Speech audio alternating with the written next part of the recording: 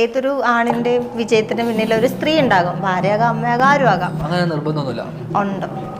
ഇങ്ങനെയാണെങ്കിൽ ചെറിയൊരു അറിയാൻ വേണ്ടി ചോദിക്കാം. ഏതൊരു പെണ്ണിന്റെ പുറകിൽ ഒരു ആണുണ്ടോ? ഏയ് അപ്പൊ പിന്നെ എങ്ങനെയാണ് ആണിന്റെ പുറകിൽ മാത്രം പെണ്ണ്? അതെ.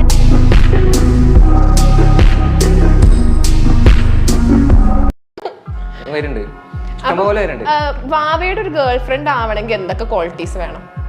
പെണ്ണായ മതി.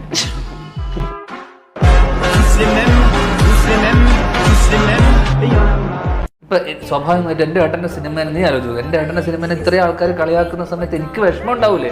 എനിക്ക് ഭയങ്കര വിഷമം ഉണ്ടായിട്ടുണ്ട്, ഇല്ലാന്ന് ഞാൻ പറയുന്നില്ല. പക്ഷെ ശരിയാണല്ലോ എന്ന് ആലോചിക്കുമ്പോൾ ആ വിഷമം പോകും.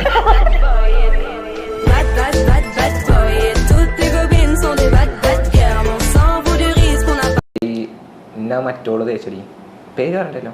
പേരിപ്പം ഒരു പേര് പറഞ്ഞോ, ഏതെങ്കിലും പേര് പറഞ്ഞോ.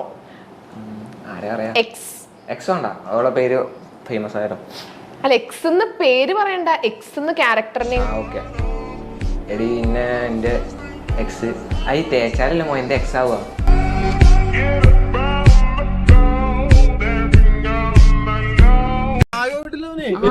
സുഭാഷേട്ടന്റെ അമ്മ പറഞ്ഞു, ഞാൻ അവനോട് ചോദിച്ചു വല്ല ലവ് ഉണ്ടെങ്കിലും പറ, ഞാൻ കെട്ടിച്ചു തരാം. എന്നിട്ട് പോലും വേണ്ട. എന്താ ഏട്ടാ കല്യാണം കഴിക്കാൻ നിൽക്കുന്നത്? അതായത് ഒരു പ്രണയ നൈരാശ്യം ഉണ്ടായിരുന്നു. അതെന്താ? ഐശ്വര്യ റായി മറ്റേ ബച്ചനെ കിട്ടില്ല.